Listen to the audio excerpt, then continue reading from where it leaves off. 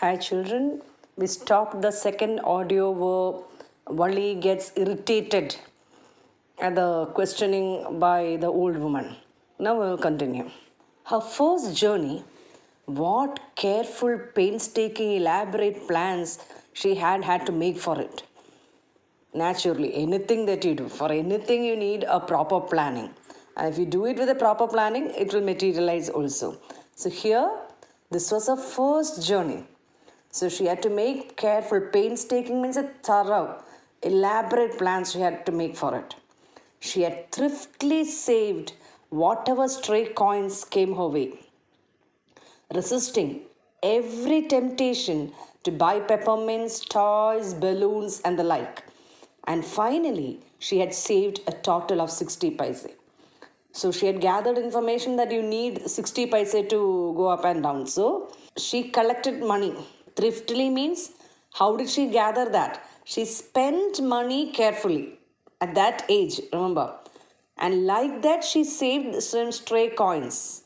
Stray coins here means every single coin that she got could get, or occasional some coins that she got, she saved it like that. She didn't use it to buy. She had temptations to buy peppermint or a toy or balloon when she saw that, but she resisted all that temptation, suppressed her wish to buy all that, and like that she saved that much money, and she finally saved a total of 60 paise.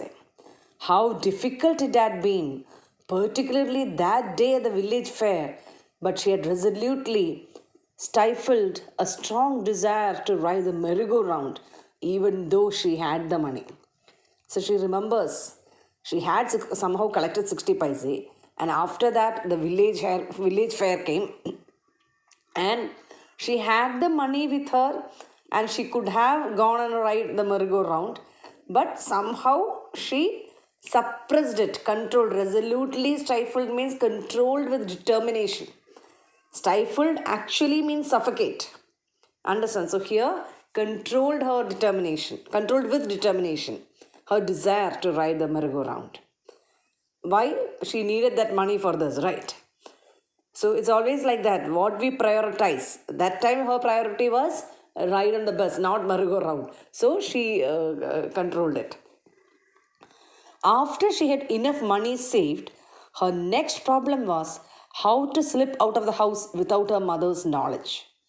But she managed this without too much difficulty. Every day after lunch, her mother would nap from about 1 to 4 or so. Nap means it's a short sleep during the daytime. Valli always used these hours for her excursions. Look at that, it is put in single inverted commas. Her excursions, as she stood looking from the doorway of her house, or sometimes even ventured out, look at the meaning, went cautiously or courageously into the village. So some small journey she used to have on her own, but not on the bus. This was the first time. Today, these same hours could be used for her first excursion outside the village. So far, she has done it within the village. The bus rolled on, now cutting. So now she is in the bus. We know that it was halfway through, right? The bus rolled on now, cutting across a bare landscape. Bare landscape means dry, with few plants and no trees. Earlier it was full green, right? That was a part. Now they reach such a place where it is bare. Now rushing through a tiny hamlet or past an odd wayside shop. Hamlet is a small settlement. It is smaller than a village, actually. Sometimes the bus seemed on the point of gobbling up another vehicle that is coming towards them, or a pedestrian crossing the road. So this has been described from the point of view of a child.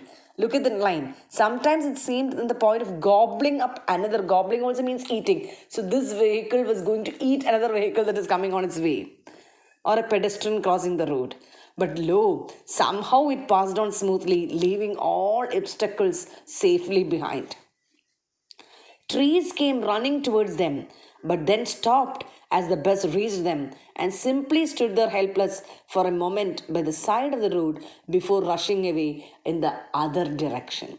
So these all nothing to be explained. The child doesn't know why it is like that. The child felt that trees were coming running to them. Suddenly, Wally clapped her hands with glee. Glee means delight. A young cow, tail high in the air, was running very fast right in the middle of the road, right in front of the bus.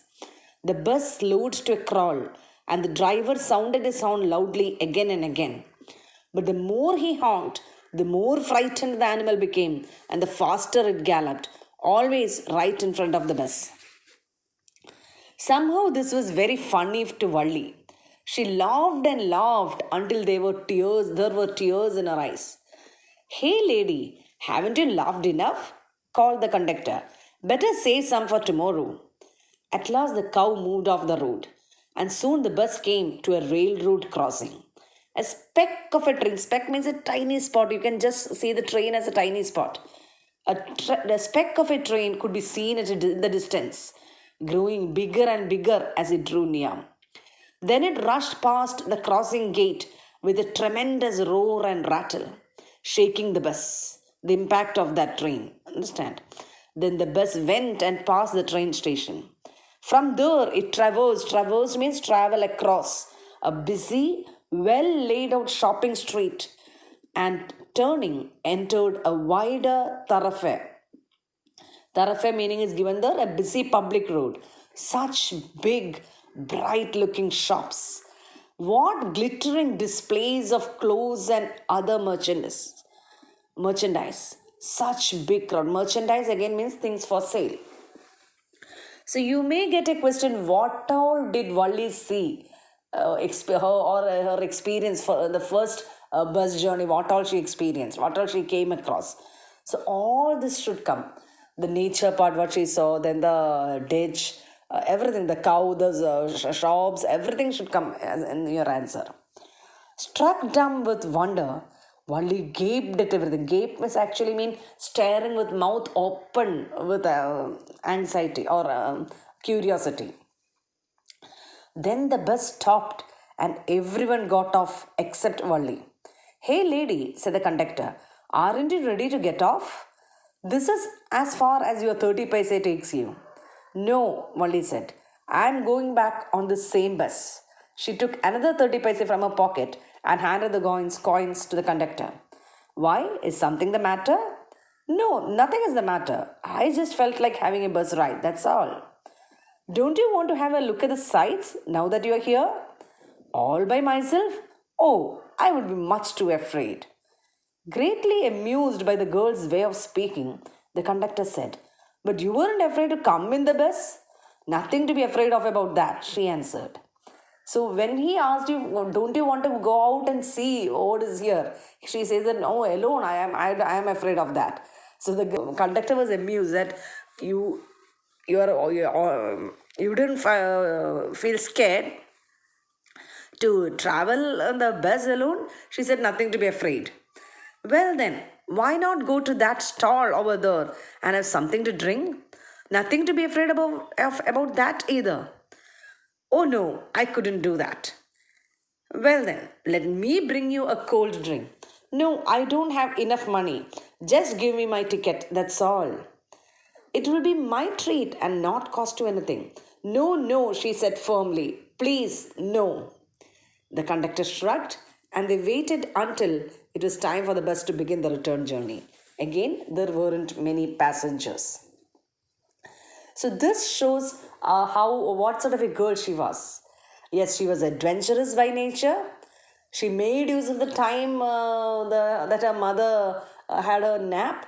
Without her mother's knowledge, she did everything. Earlier also we come to know that within the village she used to have small trips in inverted commas. Okay, so, but she knew her limits. When the conductor, okay, she talked with conductor, she was very free with the person.